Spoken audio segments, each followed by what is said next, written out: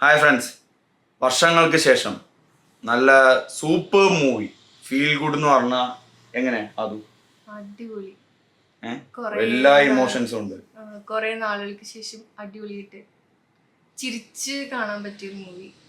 കുറെ കോമഡി, പിന്നെ ഇപ്പൊ നടന്നിട്ടുള്ള കുറെ റെഫറൻസ് കാര്യങ്ങളൊക്കെ ഉണ്ട്. കുറെ പേരുടെ റെഫറൻസ് അതിൽ ഇടുന്നുണ്ട്, അതായത് മൂവി റിവ്യൂവേഴ്സിന്റെ ആയാലും.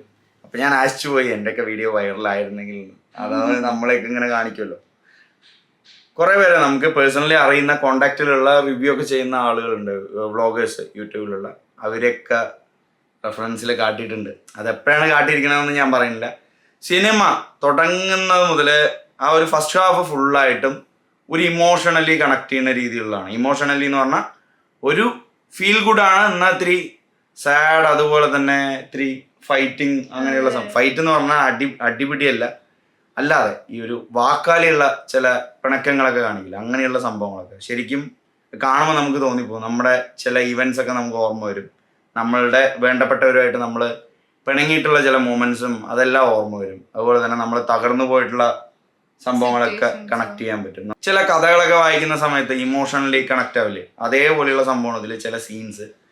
അതുപോലെ തന്നെ ഈ ഒരു നമ്മൾ മനസ്സിൽ വിചാരിക്കില്ല ഓരോ ഡയലോഗ്, അപ്പോഴൊരു സംഭവം പറഞ്ഞ ഈ ഒരു ബാക്ക്ഗ്രൗണ്ട് സ്കോറും ബാക്ക്ഗ്രൗണ്ട് മ്യൂസിക്കും, ആ ഒരു വരികള്, നമ്മളൊരു വേർഡ് നമ്മൾ ആലോചിക്കുമ്പോൾ ആ സാധനമാണ് ബാക്ക്ഗ്രൗണ്ട് മ്യൂസിക്കിൽ വരുന്നത്. എനിക്ക് ആദ്യമായിട്ട് എങ്ങനെ ഒരു എക്സ്പീരിയൻസ് എനിക്ക് തോന്നിയിട്ടില്ല. എന്താ വെച്ചാൽ നമുക്ക് വരുന്ന ഇമോഷൻസ് വരുന്നതിനൊരു കുറച്ച് സെക്കൻഡ് മുന്നേ വിനീത് അണ്ണൻ പണി പറ്റിക്കും.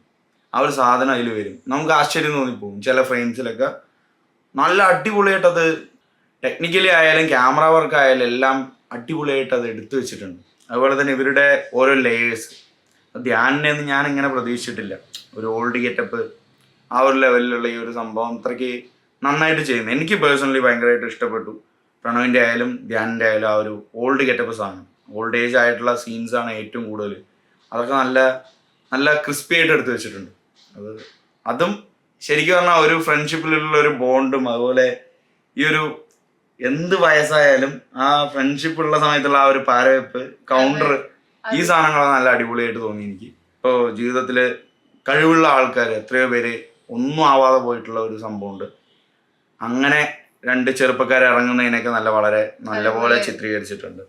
നമ്മുടെ ഇതിലുള്ള തട്ടിപ്പ് വെട്ടിപ്പ് ഇതിനൊക്കെ ചെറുതായിട്ട് കാണിച്ചു പോയിട്ടുണ്ട്. ചെറുതായിട്ടല്ല, കുറച്ച് കാര്യമായിട്ടുണ്ട്. അതെ അതെ അതെ, ഓരോ ആളുകൾ നല്ല മാന്യമായിട്ടുള്ള കാര്യങ്ങൾ ചെയ്യുന്നത് പോലെ കള്ളക്കടത്ത് കാര്യങ്ങളൊക്കെ ചെയ്യുന്ന പോലുള്ള ഒരു സംഭവം. അങ്ങനെയുള്ള ചില VVIPസിനെയൊക്കെ റെഫർ ചെയ്തിട്ടുണ്ട്. ഇതിൽ നീരജ് മാധവിന്റെ നല്ല അടിപൊളിയായിരുന്നു. അടിപൊളി കൗണ്ടേഴ്സ് ആണ്. അതായത് അത് ഞാൻ പറയുന്നില്ല, തിയേറ്റർ എക്സ്പീരിയൻസ് ചെയ്യേണ്ട സാധനമാണ്.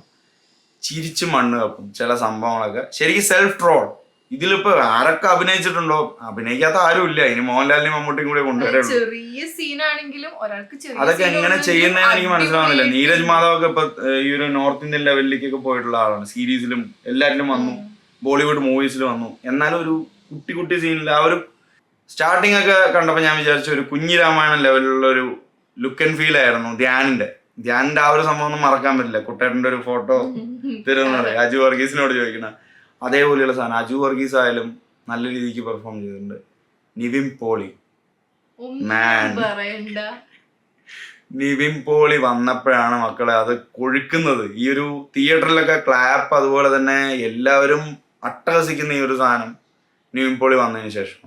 ആ ഒരു ടീസറിൽ തന്നെ ഉള്ളൊരു സംഭവമുണ്ട്, നെപ്പോ കിഡ് എന്നൊക്കെ പറയുന്നത്, ഫേവറേറ്റിസം നെപ്പോ കിഡ് എന്നൊക്കെ പറയുന്ന ഒരു സാധനം. അത് ചില സമയത്ത് ഓരോരുത്തർക്കുള്ള ഊക്ക് എന്ന് പറഞ്ഞാൽ സ്വയം ഊക്കാണ്. ഇപ്പോൾ പ്രണവിനെ ഊക്കും. അതിലുള്ള ക്യാരക്ടർ പ്രണവിനെ തന്നെ ഹിമാലയത്തിൽ കയറി ഇപ്പൊ ഏതൊരു കുന്നിന്റെ മുകളിലാണെന്നൊക്കെ ഉള്ള ആ സാധനം. ഇവിടെ സ്റ്റെപ്പ് കയറാൻ പോലും പറ്റുന്നില്ല. ഇവനത് പണിയെടുത്ത് ജീവിച്ചുകൂടെ എന്നുള്ള ലെവലിലുള്ള സംഭവം.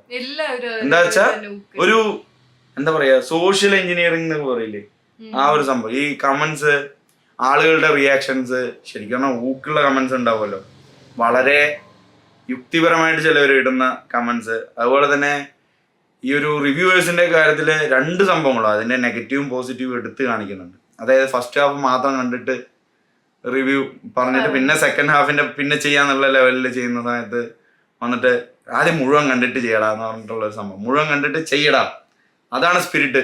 വിനീത് ആയതുകൊണ്ടാണ് ഇങ്ങനെയുള്ള സാധനങ്ങളൊക്കെ കൊണ്ടുവന്നിരിക്കുന്നത്. അത് വളരെ നന്നായിട്ട് ഇപ്പോഴത്തെ ആ ഒരു ട്രാക്കിൽ പോകുന്ന നമ്മുടെയൊക്കെ ഡെയിലി ലൈഫിൽ നമ്മൾ കണ്ടും വായിച്ചും പോകുന്ന കമന്റ്സും കാര്യങ്ങളും അതുപോലെ തന്നെ വൈറലായിട്ടുള്ള സംഭവങ്ങൾ ആ കാര്യങ്ങളെല്ലാം കണക്ട് ചെയ്തുകൊണ്ട് ഭയങ്കരമായിട്ട് കണക്ട് ചെയ്യാൻ പറ്റുന്നുണ്ട്. ഈ ആളുകള് എങ്ങനെയുള്ള ആൾക്കാരെ പെട്ടെന്ന് അംഗീകരിക്കപ്പെടുന്ന ചില സ്റ്റാർസ് ഉണ്ട്.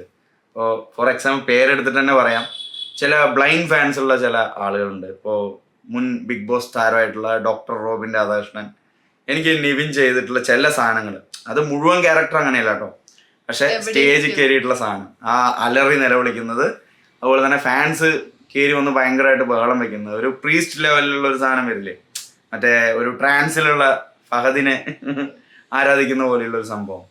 ഇങ്ങനെ ആ ഒരു സാധനം തെറിയൊക്കെ പറഞ്ഞിട്ട് ഒരു വീഡിയോ ചെയ്തിട്ട് കഴിഞ്ഞാൽ വരുന്നൊരു റിയാക്ഷൻ, ഫാൻ ബേസ്, ആ ഒരു സാധനമൊക്കെ ഇതിൽ എടുത്ത് കാണിക്കുന്നുണ്ട്. അത് ശരിക്കും പറഞ്ഞാൽ ചിലർ നല്ല നല്ല അട്ടപടലം ഊക്കിയിട്ടുണ്ട്. അതും നല്ല ഹെൽത്തിയർ വേയിലാണ് ചെയ്തിരിക്കുന്നത്. നല്ല അടിപൊളിയായിട്ട് ചെയ്തു വെച്ചിട്ടുണ്ട് ആ ഒരു സംഭവം. ഇത്രയൊക്കെയാണ് ഈ ഒരു സിനിമയുടെ ഒരു ഇതെന്ന് വെച്ചാൽ ഇമോഷൻസ്, എല്ലാവിധ ഇമോഷൻസും അതിലുണ്ട്. ഇടയ്ക്കൊക്കെ നമ്മള് കണ്ണൊക്കെ പതിയെന്നറിയും. അതെ, ചിരിയൊക്കെ തുടങ്ങി കഴിഞ്ഞാൽ പതിയെന്നല്ല, ഞാൻ ഇങ്ങനെ എന്റെ കണ്ണെന്തെന്ന് അറിയണം. ചില സമയത്ത് ഒന്നുമില്ല, അതിൽ അത്രയ്ക്ക് വലിയൊരു സാഡ് ആയിട്ടുള്ള മൊമെന്റ് അല്ല, പക്ഷെ അത് നമ്മൾ കാണുന്ന സമയത്ത് തന്നെത്താനെ കണ്ണു നിറഞ്ഞു പോകുന്ന ചില സീൻസ് ഉണ്ട്. അത് ആ ഒരു ബാക്ക്ഗ്രൗണ്ട് സ്കോറിന്റെ ആണ് എനിക്ക് പേഴ്സണലി തോന്നിയിട്ടുള്ളത്.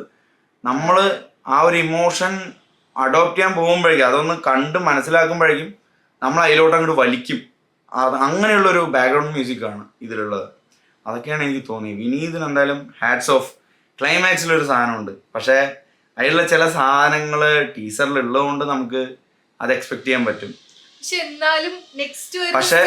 പക്ഷേ ഈ ഒരു ഞാനത് എന്താണെന്ന് പറയുന്നില്ല, ഒരു സംഭവം ഇങ്ങനെ ചെയ്ത് നമ്മളെ ശരിക്കും ആസാക്കുന്ന ഒരു പരിപാടി ഉണ്ട്.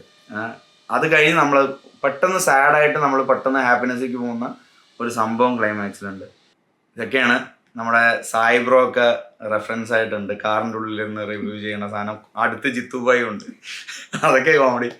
ഞാനപ്പോൾ ആശിച്ചു പോയി, ഈ സംഭവത്തിന് മുന്നേയൊക്കെ റിവ്യൂ ഒക്കെ ഇട്ടിട്ട് ഇത്തിരി വൈറലായി കഴിഞ്ഞാൽ ഇതിൽ നമ്മളൊക്കെ കയറിക്കൂടായിരുന്നു എന്നുള്ള. ഉണ്ണി വ്ളോഗ്സും ഉണ്ടെന്ന് തോന്നുന്നു. അതിൽ ഭാഷ യൂസ് ചെയ്തിട്ടുള്ള ഒരു രീതി വെച്ചിട്ടാണ് എനിക്ക് തോന്നി. പക്ഷെ കന്നഡ വെച്ചിട്ടുള്ള ഒരാളെയാണ് കാട്ടിയത്. എനിക്കറിയില്ല അതിന് ഉണ്ണി ബ്രോവിനെ തന്നെയാണോ കാട്ടിയെന്ന് അറിയില്ല. അങ്ങനെ കുറച്ച് പേരെയൊക്കെ റെഫറൻസ് ആയിട്ട് കാണിച്ചിട്ടുണ്ട് ആ ഒരു സിനിമയിൽ. അതെനിക്ക് ഭയങ്കരമായിട്ട് ഇഷ്ടപ്പെട്ടു. എന്താ വെച്ചാൽ ഓരോ ആളുകളുടെയും റെഫറൻസ്. എന്തിനിപ്പോൾ റോബിനെ ഒരു പെൺകുട്ടി വന്നിട്ട് ഇതാണ് കപ്പ് എന്നൊക്കെ പറയുന്ന ഒരു ഇൻസിഡൻ്റ് ഇല്ലേ, അങ്ങനെയുള്ള സീൻസ് വരെ ഇതിൽ ചെയ്തിട്ടുണ്ട്. ആ ഒരു ഫാനായിട്ട് വരുന്ന ആളുകളെ കൂടി റെഫർ ചെയ്തിട്ട് അത് ഒന്നുകൂടി പറയട്ടെ, ആ ഡയലോഗ് ഒന്നുകൂടി പറയാനൊക്കെ ഉള്ള ഒരു രീതിയിലുള്ള ഒരു സാധനമൊക്കെ ഉണ്ട്.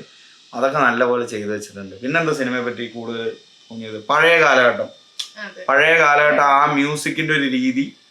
അന്നൊരു ടാലൻറ്റഡ് ആയിട്ടുള്ളൊരു മ്യൂസീഷ്യൻ ഉണ്ടെങ്കിൽ, അല്ലെങ്കിൽ ഒരു കമ്പോസർ ഉണ്ടെങ്കിൽ, അല്ലെങ്കിൽ മ്യൂസിക് ഡയറക്ഷൻ പാഷനായിട്ട് കൊണ്ടു നടക്കുന്ന ഒരാളുണ്ടെന്നുണ്ടെങ്കിൽ എങ്ങനെയായിരിക്കും, അതായത് ടാലൻറ്റഡ് ആയിട്ടുള്ള ഒരാളുണ്ടെന്നുണ്ടെങ്കിൽ എങ്ങനെയായിരിക്കും എന്നുള്ളത് കറക്റ്റ് കാണിച്ചു. ആ കാലഘട്ടത്തിലുള്ള ആ ഒരു വൈബ് എന്താണെന്നുള്ളത് കാണിച്ചു. അതൊക്കെ വളരെ നല്ല രീതിക്ക് പ്രണവായാലും ധ്യാനായാലും നല്ല പോലെ ചെയ്തിട്ടുണ്ട്. അതുപോലെ വിനീത് ശ്രീനിവാസൻ ശരിക്കും ചെറുപ്പം ഇവരുടെ മുന്നിൽ. ഞാനിതൊട്ടും എക്സ്പെക്ട് ചെയ്തിട്ടില്ല. ഈ ഒരു ഏജ് ഡിഫറൻസ് ശരിക്കും ഏറ്റവും വയസ്സിന് മൂത്തത് വിനീതാണ്. പക്ഷെ ഇതിൽ ഇവരെക്കാളുള്ള യങ് ആയിട്ടുള്ളൊരു സാധനം വിനീത് കൊണ്ടുവരുന്നുണ്ട്. അതുപോലെ തന്നെ ചില സാധനം രോമാഞ്ചം തന്നെയാണത്. പ്രണവിൻ്റെ ഒന്നും അങ്ങനെയുള്ളൊരു സാധനം എക്സ്പെക്ട് ചെയ്യില്ല നമ്മൾ. പിന്നെ ചില സീൻസ് ഒക്കെ മറ്റേ ദേവദൂതനിൽ ഫസ്റ്റ് ഇൻട്രൊഡക്ഷൻ ലാലേട്ടനില്ലേ, മറ്റേ പാടി എന്തരോ ആ ഒരു ചില സീൻസ്, ഈ ക്ലോസിൽ വരുന്ന സീൻസ് കാണുമ്പോൾ നമ്മൾ ലാലേട്ടനെ ഓർത്തു. അല്ലാത്തതിൽ പ്രണവിന്റെ എലമെന്റ്സ് ആണ് കൂടുതലും. പിന്നെ ചില റെഫറൻസ്, അതായത് തന്തപ്പടികളുടെ ഇവരുടെ എല്ലാവരും അച്ഛന്മാരുടെ റെഫറൻസ് ഉണ്ട്. അതില് തഗ് അങ്ങോട്ടും ഇങ്ങോട്ടും തന്തയ്ക്ക് വിളി പോലെയുള്ള തഗ്ഗാണ്. അങ്ങനെയുള്ള സാധനങ്ങൾ ഒരുപാടുണ്ട്. ഇതൊക്കെയാണ് എനിക്ക് പറയാനുള്ള. തിയേറ്ററിൽ എക്സ്പീരിയൻസ് ചെയ്യേണ്ട ഒരു സാധനമാണ്. ഏജ് ഗ്രൂപ്പ് ഒന്നുമില്ല, ആർക്ക് പോയാലും ഇഷ്ടപ്പെടും. എന്താ വെച്ചാൽ അത് അങ്ങനെയുള്ളൊരു സിനിമ. പ്രണവിനെ വെച്ചെടുത്തിട്ടുള്ള ഇപ്പോൾ ഫസ്റ്റ് മൂവി ഹൃദയമാണല്ലോ, അത് വെച്ച് നോക്കുന്ന സമയത്ത് ഇതിൽ വേറെ കുറേ എലമെന്റ്സ് ഉണ്ട്. അതായത് അതിലൊക്കെ ശരിക്കും പറഞ്ഞ ഒരു ഫാമിലി ഓഡിയൻസിന് അത്രത്തോളം അങ്ങോട്ട് ആക്സെപ്റ്റ് ചെയ്യുന്ന എലമെന്റ്സ് കുറവാണ്.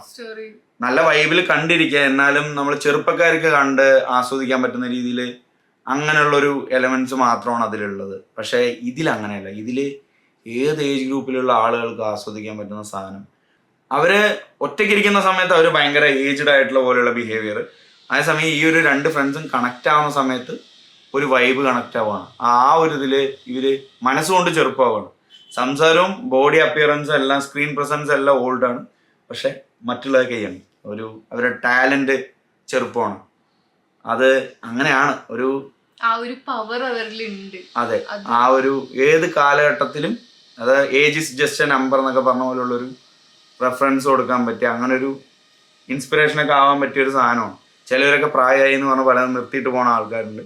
പക്ഷെ ഇത് കാണുമ്പോൾ അവർക്ക് തോന്നും കൊള്ളാം എന്ന് തോന്നും. അപ്പം എന്തായാലും എല്ലാവരും തിയേറ്ററിൽ പോയി കാണും അല്ലേ? അതല്ലേ, അടിപൊളി പടം. അപ്പോൾ ആദ്യമായിട്ട് വീഡിയോ കാണുന്നതെന്ന് വെച്ചാൽ ചാനലൊന്ന് സബ്സ്ക്രൈബ് ചെയ്യുക. അടുത്ത വീഡിയോയിലൂടെ വീണ്ടും കാണാം.